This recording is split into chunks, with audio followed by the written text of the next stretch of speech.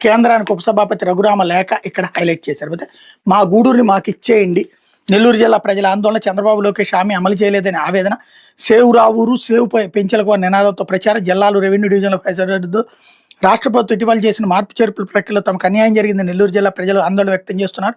ముఖ్యంగా ఉమ్మడి నెల్లూరు జిల్లాలో భాగమైన ప్రస్తుతం తిరుపతి జిల్లాలో ఉన్న గూడూరు, వెంకటగిరి నియోజకవర్గాల ప్రజల నుంచి తీవ్ర అసంతృప్తి వ్యక్తమవుతోంది. గూడూరు నియోజకవర్గాన్ని తిరుపతి జిల్లాలో కలుపుతూ గత వైకాపా ప్రభుత్వం తీసుకున్న అనాలోచిత నిర్ణయాన్ని కూటమి ప్రభుత్వం సరిదిద్దుతానని కొండంత ఆశలు పెట్టుకున్న అక్కడ ప్రజలకు నిరాశ ఎదురైంది.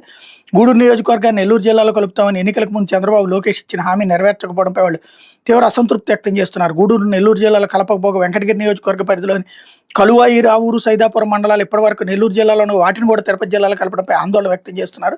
నియోజకవర్గ కేంద్రం గూడూరు నుంచి నెల్లూరు 42 కిలోమీటర్ల దూరంలో, తిరుపతి 97.5 కిలోమీటర్ల దూరం ఉంది.